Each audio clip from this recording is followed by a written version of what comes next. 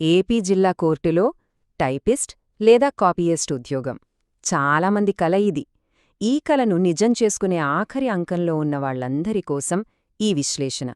మరి ఆ చివరి అడుగు, ఈ స్కిల్ టెస్ట్ను ఎలా ఎదుర్కోవాలో వివరంగా చూద్దాం. ఈ మాట అక్షరాలా నిజం. ఎందుకంటే ఈ ఒక్క పరీక్షే మన భవిష్యత్తును నిర్ణయించే కీలకమైన మలుపు. మరి ఇందులో గెలవాలంటే ఏం చేయాలో తెలుసుకుందామా? అన్నింటికన్నా ముఖ్యమైన విషయమొకటుంది. దానితోనే మొదలుపెడదాం. ఇప్పటిదాకా కంప్యూటర్ బేస్డ్ టెస్ట్ అంటే సీబీటీ రాశారు కదా. కానీ ఈ స్కిల్ టెస్ట్ దానికి పూర్తి భిన్నం.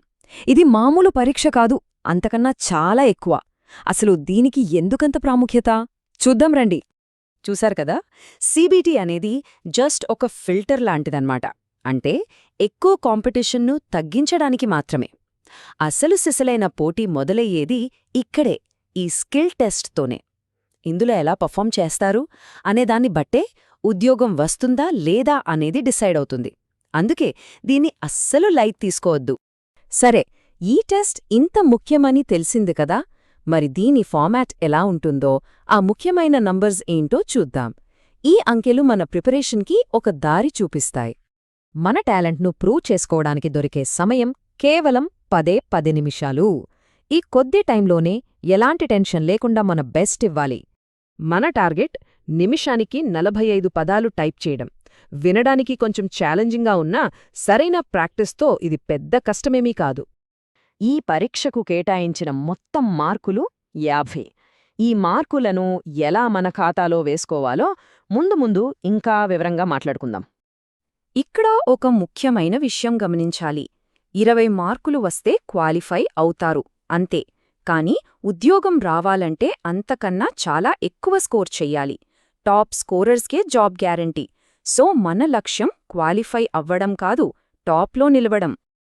ఇక ఎగ్జామ్ హాల్లోకి వెళ్ళాక ఆ కీలకమైన 45 నిమిషాల సమయాన్ని ఎలా విభజించారో చూద్దాం. ఈ టైం మేనేజ్మెంట్ సక్సెస్కి చాలా ఇంపార్టెంట్. మొత్తం ఎగ్జామ్ ప్రాసెస్ 3 భాగాలుగా ఉంటుంది. అందులో మొదటిది ప్రాక్టీస్ సెషన్. ఇది చాలా ముఖ్యం. ఎందుకో ఇప్పుడు చూద్దాం. ఈ 30 నిమిషాల మాక్ టెస్ట్ మన ప్రిపరేషన్లో ఒక గోల్డెన్ ఆపర్చునిటీ.